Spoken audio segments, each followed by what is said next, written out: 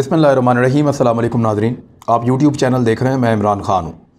नरेंद्र मोदी का पारा हाई होते होते पागलपन के दौरे पड़ गए हैं और ये सिचुएशन वाकई बहुत मुश्किल है। एक ऐसी हुकूमत के लिए तो बहुत मुश्किल होगी जिसने बहुत बड़ी इन्वेस्टमेंट की है, यानी इतनी बड़ी इन्वेस्टमेंट जो वो अपनी ज़ाती रियासतों पर नहीं कर रहा था। वो इन्वेस्टमेंट लेकर एक दूसरे मुल्क में जा रहा था, ये सोचते हुए कि इस मुल्क से वो कुछ नताइज हासिल करेगा। पाकिस्तान के ख़िलाफ़ एक बहुत बड़ी साजिश थी, लेकिन खित्ते में जो डेवलपमेंट हुई है गुज़िश्ता चंद दिनों में, उस डेवलपमेंट ने नरेंद्र मोदी को ऑलमोस्ट पागल कर दिया और वो पागलपन उनके मीडिया पे नज़र आ रहा है। यानी उनके मीडिया दिन रात रो रहा है। वो जो कुछ अफ़गानिस्तान में हुआ उसका ज़िम्मेदार पाकिस्तान को करार देना चाहता है। अगर वहाँ के लोग भाग गए, उन्होंने मुकाबला नहीं किया, तो उसका ज़िम्मेदार भी वो पाकिस्तान को करार देना चाहते हैं। हालांकि पाकिस्तान का उसमें लेना देना कुछ नहीं है। भाई आप खुद नहीं लड़े, आपने मुकाबला नहीं किया, आपने जो फोर्स खड़ी की वो वहाँ पे खड़ी नहीं हुई, तो लूज़र कौन हुआ? लूज़र तो वो है जो बगैर लड़े हथियार फेंक दे। लूज़र तो वो है जो सामना ही ना करे। लूज़र वो है। अब पाकिस्तान को ताने देने का क्या फ़ायदा? और अगर पाकिस्तान ने ये सब कुछ कर दिया है तो फिर आप तस्लीम करें कि सुपर पावर कोई और नहीं है इस दुनिया में। सुपर पावर फिर पाकिस्तान है। या तो फिर इस बात को भी तस्लीम करें कि दो बड़ी सुपर पावर्स को पाकिस्तान ने इस खित्ते के अंदर शिकस्त दे दी, उनको तबाह कर दिया, उनका पैसा भी ज़ाया कर दिया, उनकी इज्जत भी ज़ाया कर दी। अब दो बहुत बड़े लूज़र्स हैं इस पूरे खेल के अंदर। एक लूज़र है आलमी सतह के ऊपर, जो बाइडन है। यानी जिस तरीके, जो बाइडन ना कहें आप, अमेरिका ही कहें, क्योंकि अमेरिका की ये पॉलिसी थी। जो बाइडन ने तो ये अपने खाते ले लिया ना सारा कुछ। यानी जो बाइडन ने वो बोझ जो किसी भी अमेरिकी सदर को उठाना पड़ता, कल अगर कोई और फैसला करता तो ये सब गालम गलोच उसके साथ हो रही होती। अगर इंसाफ करें तो जो बाइडन ने अमेरिका की गलतियों का बोझ अपने कंधों पर उठाया 80 साल की उम्र में, और वो बोझ उठा के उसने ये सारा अपने खाते डाल लिया, तो एक तो बड़ा लूज़र जो है वो अमेरिका है। दूसरा जो इसका सबसे बड़ा लूज़र है इस खित्ते में होने वाली तब्दीली का, वो है भारत। और भारतीय मीडिया का चीखो पुकार, उनके लोगों की बातें, उनकी आहज़ारी, पाकिस्तान के ऊपर उनके इल्ज़ामात, उनके एलिगेशंस, उनकी चुभन, उनकी तकलीफ़ ये बता रही है कि वाकई में वो लूज़र हैं।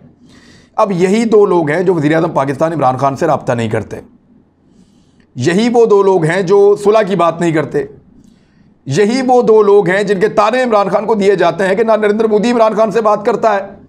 वैसे तो हमने भी कहा कि हम बात नहीं करेंगे जब तक कश्मीर के मामले के ऊपर भारत अपनी हठधर्मी नहीं छोड़ता, तब तक तो बिल्कुल नहीं करेंगे। और दूसरा, जो बाइडन का एक ताना दिया जाता है इमरान खान को कि वो टेलीफोन कॉल नहीं करता। वैसे जो बाइडन किसको फ़ोन कॉल करता था बार बार? उसने अपने खिताब में भी कहा कि मैं अशरफ गनी से बात करता था।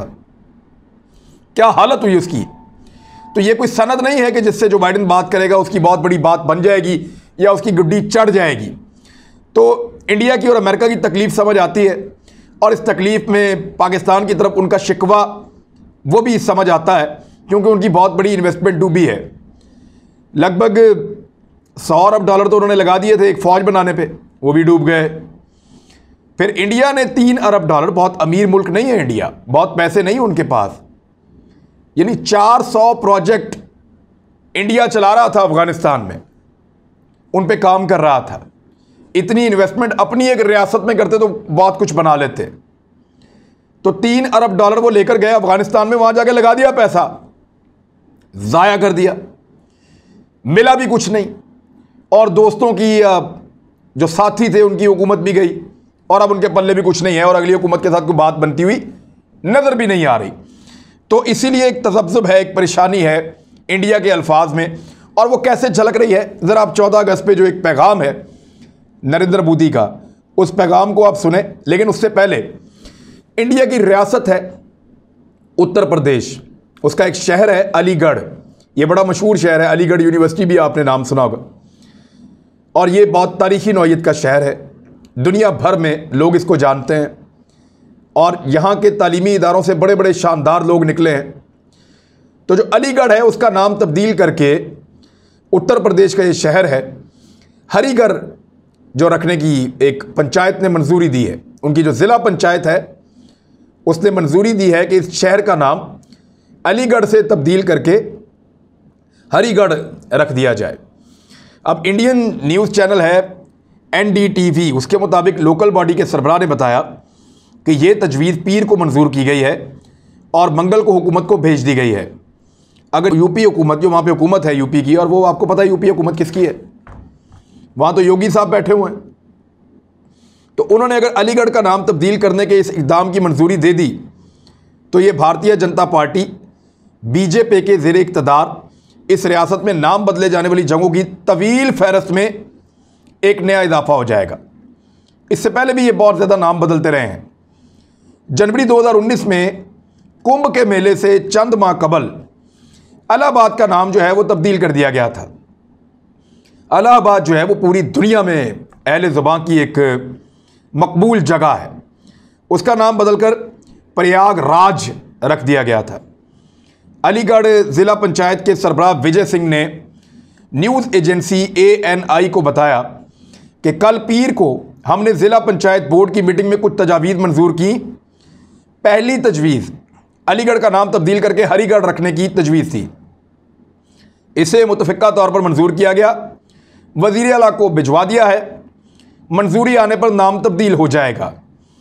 यानी इस लेवल की एक अदम तहफ़्फ़ुज़ का वहाँ शिकार किया जा रहा है अक़लियतों को।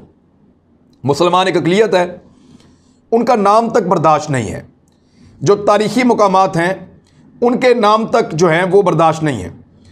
ताजमहल का भी नाम बदल दें फिर, और जो वहाँ पे जितने इलाके हैं, जितने एरियाज़ हैं, जो मुसलमानों ने वहाँ खिदमात दी हैं, उन सब के भी नाम बदल दें। जैसा कि मैंने आपको बताया कि उत्तर प्रदेश का वज़ीर आला योगी आदित्यनाथ है। इस पर मैंने एक पूरी वीडियो की है कि ये क्या बला है, क्या बंदा है, कहाँ से है। ये इंतहा पसंद हिंदू है और इसने जगहों की जो नाम है उनको तब्दील करने का इसने इशारा दिया था। इसने कहा, और इसने ये खबर दी थी, बाकायदा इसने अनाउंस किया था। इसने कहा था कि हम वही करेंगे या हमने वही किया जो हमें अच्छा लगा।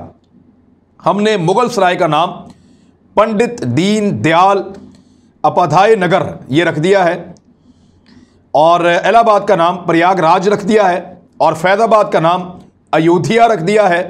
जहाँ ज़रूरत होगी वहाँ पे ज़रूरी इक़दाम किए जाएंगे और नाम बदल दिए जाएंगे। अब ये है वो पागलपन, और इसी पागलपन का मुज़ाहरा नरेंद्र मोदी ने 14 अगस्त को भी किया। ज़रा आप उनका जो स्टेटमेंट है वो आप सुन लें। नरेंद्र मोदी ने लिखा कि तकसीम के दर्द को कभी भुलाया नहीं जा सकता। बाज़ लोगों की अहमकाना मुनाफरत और तशद्दुद की वजह से हमारे लाखों बहन भाई बेघर हो गए और बहुत से लोगों को अपनी जान से हाथ धोना पड़ा। अपने लोगों की जद्दोजहद और कुर्बानियों की याद में 14 अगस्त को तकसीम की हौलनाक यादों के दिन के तौर पर मनाया जाएगा। मोदी ने एक और ट्वीट किया, भी इसका जवाब देते हैं आपको, कि तकसीम की हौलनाक यादों के दिन के तौर पर यह दिन मनाना हमें समाजी तकसीम और मुनाफरत के जहर को ख़त्म करने की ज़रूरत की याद दिलाता है। हमें ये इत्तेहाद के जज्बे, समाजी हम आंगी और इंसानों को बाइख्तियार बनाने के लिए हौसला अफजाई भी करता है। ये जी कहा नरेंद्र मोदी ने। 14 अगस्त को आप कह रहे हैं कि क्योंकि इंडिया 2 हिस्सों में तकसीम हो गया था इसलिए बहुत बड़ा दिन है, बहुत बुरा दिन है। तो 15 अगस्त को क्या हुआ था जनाब? कैसे तकसीम हुआ था बरसगीर? जो पाक और हिंद तकसीम हुई थी वो कैसे हुई थी?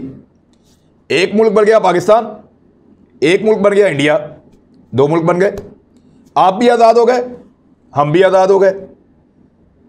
हम यहां पे आ गए, हमारा देश, आप वहां पे आज़ाद हो गए, आपका देश।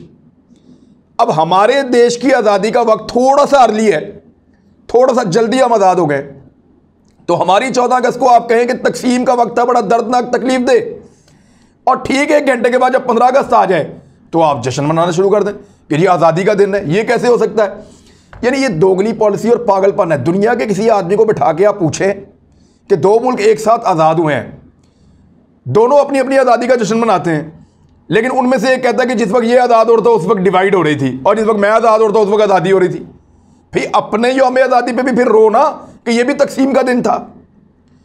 तो ये तो चंद घंटों का फ़र्क है, बल्कि एक साथ ही तकरीबन आज़ादी हुई है दोनों की।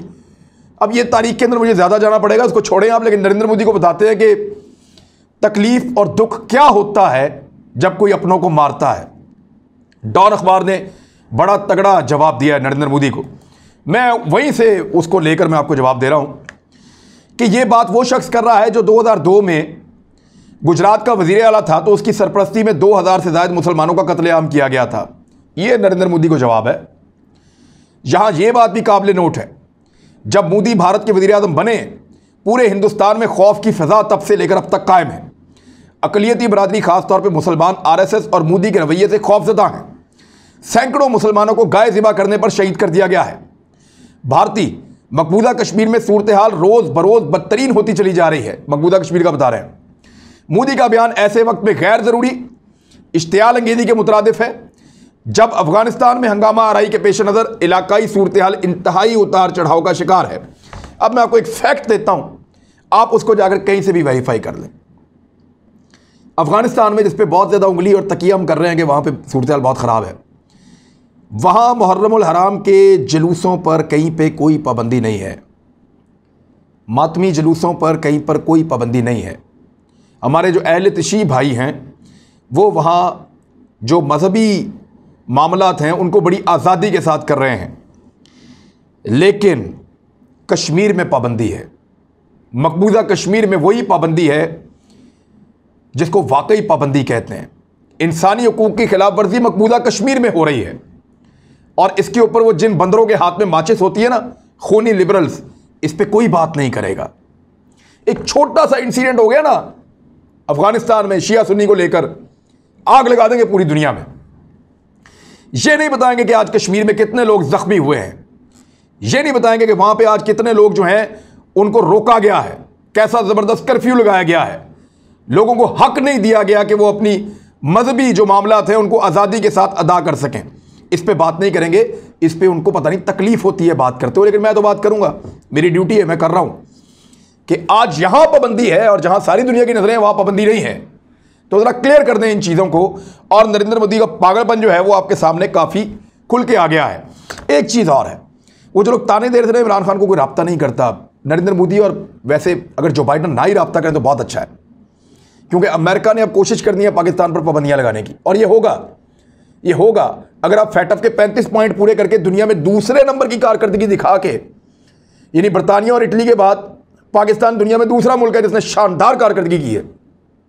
अगर आप फिर भी फैटफ की ग्रे लिस्ट में रहते हैं और अमेरिका, ऑस्ट्रेलिया, इंडिया सारे आपसे कम काम करके भी वाइट लिस्ट में रहते हैं, तो फिर आप पर पाबंदियां लग जाना कोई अजीब बात नहीं होगी। इसमें आपको परेशान या हैरान नहीं होना चाहिए। तो जो बाइडन तो फ़ोन ना ही करे तो अच्छा है। और जहाँ तक बात है नरेंद्र मोदी की, तो उससे तो हम खुद भी बात नहीं कर रहे फ़िलहाल। और उन्होंने खुद रब्ता किया था पाकिस्तान से कि बैकडोर चैनल राब्ते खोलते हैं, लेकिन पाकिस्तान का मुतालबा वही है कि ठीक है, कश्मीर में आप रिलीफ दें, मामलात को ठीक करें, हम आपके साथ चलने के लिए तैयार हैं। लेकिन उसी इमरान खान को अब जो लोग तनकीद करते थे कि कोई रब्ता नहीं करता, कोई बात नहीं करता, जब आलमी रहनुमा उसको फ़ोन कर रहे हैं, वही लोग कह रहे हैं कि इस पर खुश होने वाली कौन सी बात है। यानी ये तो जीने ही नहीं देते। उससे कोई फ़ोन ना करे, दो लोग अगर दुनिया में फ़ोन ना करें तो दिन रात ताने, और जब लोग फ़ोनों का तांता बन जाए तो फिर भी ताने। ये कौन सी बड़ी बात है। यूरोप के जो मुख्तलिफ रहनुमा हैं वो लगातार राब्ते कर रहे हैं। बोरिस जॉनसन ने राब्ता किया, जो जर्मनी की चांसलर हैं एंजेला मर्केल, उन्होंने बात की। इसके अलावा जो स्कैंडिनेवियन कंट्रीज़ हैं वो राब्ता कर रही हैं। तैयब उर्दगान बार बार राब्ता कर रहे हैं। सऊदी अरब ने इमरान खान साहब से राब्ता किया है। तो आलमी रहनुमा इस वक्त पाकिस्तान की अहमियत समझते हैं इस खित्ते में, और वो ये जानते हैं कि पाकिस्तान का रोल बहुत इंपॉर्टेंट होगा। तो इसमें अब टेलीफोन कॉल्स आए तो तब प्रॉब्लम है, ना आए तो तब प्रॉब्लम है। मेरे ख्याल में इन लोगों को इग्नोर करना चाहिए। और आखिरी हल ये होगा कि बंदर के हाथ से अगर आप माचिस ले लें तो जंगल महफूज रहेगा, वरना ये पूरा जंगल जला देंगे। इन्हें एक जुल्म होता हुआ अफगानिस्तान में नज़र आता है, अगर ना भी हो, और एक जुल्म होता हुआ कश्मीर में इनको नज़र ही नहीं आता, अगर हो भी रहा हो तो इन लोगों को, जो दोगले लोग हैं, जो फ्रॉड कर रहे हैं, इनको ज़रा पहचानना भी ज़रूरी है। अब तक के लिए इतने, अपना ख्याल रखिएगा, अपने इस चैनल का भी। अल्लाह हाफ़िज़।